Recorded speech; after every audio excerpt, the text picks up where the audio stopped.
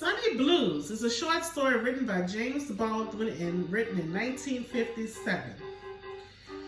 This story is told from the perspective of Sonny's older brother, who is the narrator.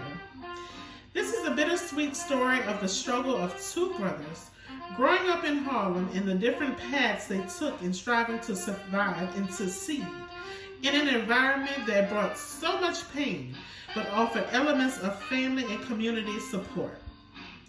The story that unfolds is filled with the difficulties that our acquaintances or we face in alleviating from hardships and challenges. The initial opening occurs when the narrator finds out that Sonny has been arrested for using and dealing heroin and discovers the information from a newspaper on his way to work as an algebra teacher. This identifies with several layers of dark and light. Sonny and his brother have drifted apart.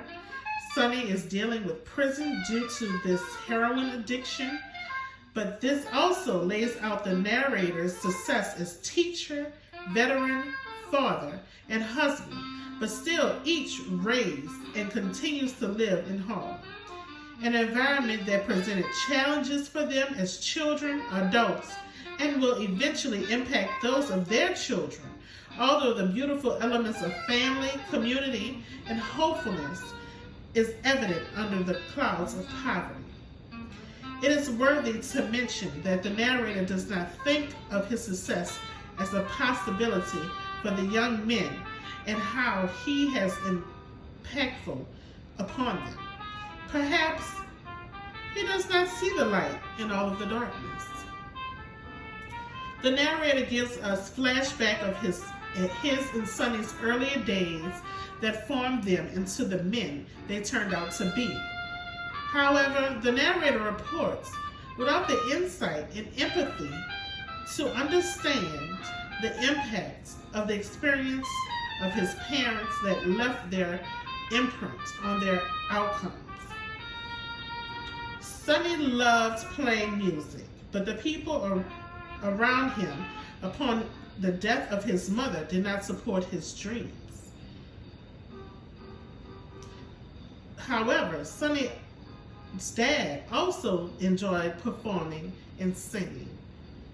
His brother was killed by white men and forever was impacted by the death, according to Sonny's mother, as she told the narrator. She charged him with being his brother's keeper so that he would help him to avoid the pitfalls and despair that the dad suffered. The narrator suffered with unspoken guilt of not fulfilling his mother's wishes. He did attempt to provide housing and supervision for Sonny while he was in the service, but the lack of support and belief in his goal to be a musician pulled him away from school and the protective environment that did not share his optimism in his chosen career. Sonny eventually joined the military like his brother, but they still did not communicate. The narrator eventually writes to Sonny in jail to tell him of the death of his daughter, Grace, due to polio. Sonny's response was not accusatory or blaming, which made the narrator feel guilty about not being there for his brother. Prison has not hardened Sonny, and his desire to continue to pursue music was still a bother for the narrator, as he thought it was the reason Sonny's drug abuse started. Music is Sonny's light, and the narrator only sees the darkness. The narrator was there to pick up Sonny from jail. It's at that point his long-forgotten memories of his younger brother returned with thoughts that suggested he had begun to wonder about his life in prison. It appeared that the ice that the narrator looked upon his brother's choices may be the starting to crack and was filled with more empathy. He brought Sonny to his home and considered the possibility that his brother would still face the challenges of his past and fall into the depths of drugs.